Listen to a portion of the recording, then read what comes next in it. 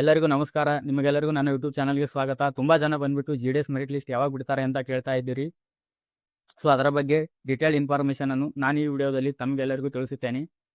So ಮೊದಲನೇದಾಗಿ ಈ ಒಂದು ಚಾನಲ್ಗೆ ಯಾರು ಸಬ್ಸ್ಕ್ರೈಬ್ ಮಾಡದೆ ವಿಡಿಯೋ ನೋಡ್ತಾ ಇದ್ದೀರಾ, ಸಬ್ಸ್ಕ್ರೈಬ್ ಮಾಡಿ ಬೆಲ್ ಐಕಾನ್ ಕ್ಲಿಕ್ ಮಾಡೋದರ ಮೂಲಕ ಈ ಒಂದು ಚಾನಲ್ಗೆ ಸಪೋರ್ಟ್ ಮಾಡಿ. ಸೊ ಮೊದಲನೇದಾಗಿ ನೋಟಿಫಿಕೇಶನ್ ಬಿಟ್ಟಾಗಲೇ ಫಸ್ಟ್ ಮೆರಿಟ್ ಲಿಸ್ಟನ್ನು ಯಾವಾಗ ಬರುತ್ತೆ ಅಂತ ಡೇಟನ್ನು ಮೆನ್ಷನ್ ಮಾಡಿದರು.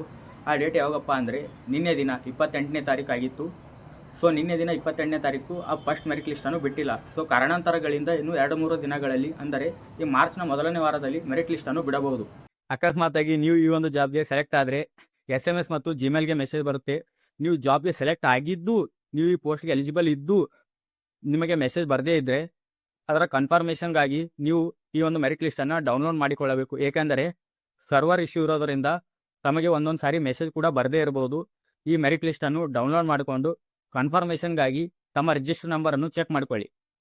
ಸೊ ಈ ಒಂದು ಮೆರಿಟ್ ಲಿಸ್ಟನ್ನು ಹೇಗೆ ಡೌನ್ಲೋಡ್ ಮಾಡಿಕೊಳ್ಬೇಕು ಅಂತ ಅಂದರೆ ನನ್ನ ಈ ವಿಡಿಯೋದ ಡಿಸ್ಕ್ರಿಪ್ಷನ್ ಬಾಕ್ಸ್ನಲ್ಲಿ ಲಿಂಕನ್ನು ಕೊಟ್ಟಿರುತ್ತೇನೆ.